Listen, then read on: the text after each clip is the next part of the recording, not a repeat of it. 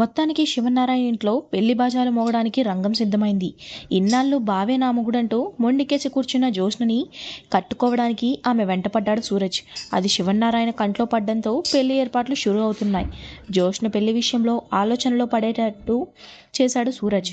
తన పథకం ప్రకారం శివనారాయణ ఫ్యామిలీ మొత్తాన్ని ముగ్గులోకి దించేశాడు. ఈ రోజు ఆగస్టు 1 రాత్రి ప్రసారం కాబోయే కార్తీక దీపం సీరియల్ ఎపిసోడ్లో ఏమైందంటే, శివనారాయణ, దీపా, కార్తీక్ అంతా కూర్చొని జ్యోత్స్న పెళ్లి గురించి ఆలోచిస్తూ ఉంటారు. ఏరా కార్తీక్, సూరజ్ జ్యోత్స్నల గురించి నీ అభిప్రాయం ఏంటి అని అడుగుతాడు శివనారాయణ. జరిగిందంతా చూస్తుంటే సూరజ్కి జ్యోత్స్న అంటే ఇష్టం ఉన్నట్లే ఉంది. కానీ సూరజ్ అంటూ నసుగుతుంటాడు కార్తీక్. దాంతో దీప, ఏంటి బావా సగం సగం మాట్లాడుతున్నావు?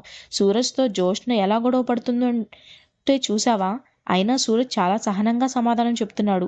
నువ్వేమైనాను, జ్యోత్స్నకి సూరజ్నే కరెక్ట్ అని అంటుంది దీప. దాంతో శివనారాయణ, కరెక్ట్గా నా మనసులో మాటే నువ్వు చెప్పావు దీప, మరి మీరిద్దరూ ఏమంటారు అని సుమిత్ర దశరథులను అడుగుతాడు శివనారాయణ. మాకు అలాగే అనిపిస్తుంది. దీప మాటే మాట. తను కరెక్ట్గా చెప్పింది మామయ్య. జ్యోత్స్నని భరించాలంటే సూరజ్ లాంటి వాడే కరెక్ట్. పైగా సూరజ్తో అది గొడవ పడే విధానం చూస్తుంటే చూసే వాళ్ళకి అది గొడవలా అనిపిస్తుంది, కానీ అర్థం చేసుకునే వాళ్ళకి అర్థమవుతుంది.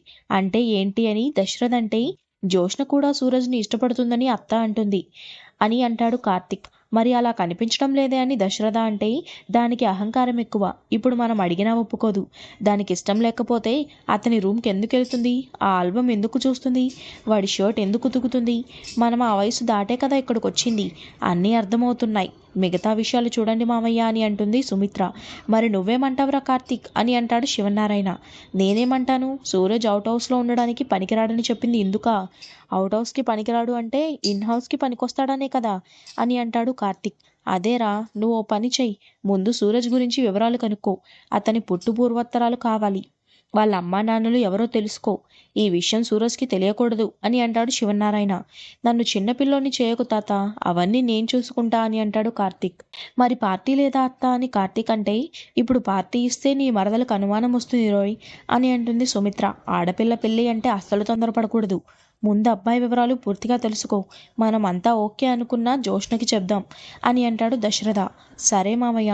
మొత్తానికి సంకలో పిల్లాన్ని పెట్టుకుని ఊరంతా తిరిగినట్లు ఇంటి ముందు అల్లుండి పెట్టుకుని పెళ్లి కొడుకు కోసం మామయ్య ఊరంతా తిరుగుతున్నారు అని అంటాడు కార్తీక్.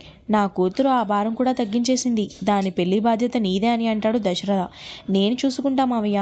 ముహూర్తం పెట్టినప్పటి నుంచి 3 ఊళ్ళు వేసే వరకు నా చిన్న మరదలు పెళ్లి బాధ్యత నాదే అని అంటాడు కార్తీక్. అటు మాలినితో దక్షిణామూర్తి, మన ప్రయాణం రేపేనమ్మా అని అంటాడు. గుర్తుంది మామయ్య, కానీ ఈ టైంలో వెళ్ళడం కరెక్టేనా అని అంటుంది మాలిని. 2 రోజులే కదమ్మా అని దక్షిణామూర్తి అంటే, ఈ 2 రోజులు వాళ్ళకి భయపడి పారిపోయామనుకుంటారేమో బాబాయ్ అని అంటుంది మాలిని. ఈ దక్షిణామూర్తి గురించి వాడికి బాగా తెలుసమ్మా.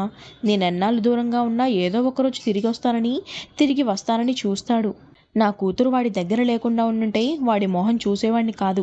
నమ్మిన పాపానికి స్నేహితుడే మోసం చేశాడు. వాడి వల్ల కోలుకోలేని నష్టం జరిగింది. అయినా వాడితో సహనంగా ఉంటున్నానంటే ఒకే ఒక కారణం సుమిత్ర. నేను సుమిత్ర కోసమైనా మళ్ళీ వస్తానని వాడికి తెలుసు అని అంటాడు దక్షిణామూర్తి. సుమిత్ర రావడం కాదు మావయ్య, సుమిత్రనే మన ఇంటికి రప్పిస్తాను అని అంటుంది మాలిని.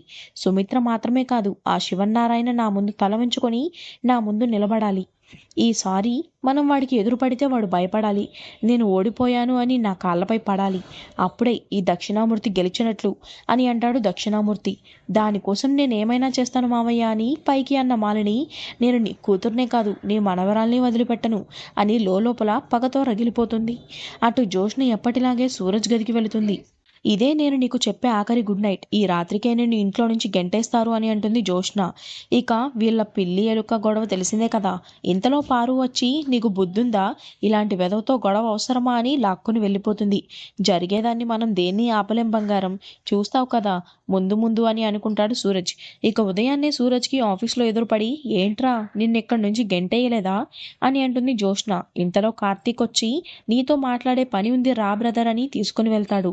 దీపా, కార్తీక్, సూరజ్లు కూర్చొని మాట్లాడుకుంటూ ఉంటే చాటుగా వింటూ ఉంటుంది జ్యోత్స్న. అసలు నువ్వెవరు, ఎక్కడ చదువుకున్నావు, మీ అమ్మ నాన్న ఎవరు అంటూ ప్రశ్నలు కురిపిస్తాడు కార్తీక్. మరి సూరజ్ ఏం సమాధానం చెప్పాడో తరువాతి ఎపిసోడ్లో చూద్దాం.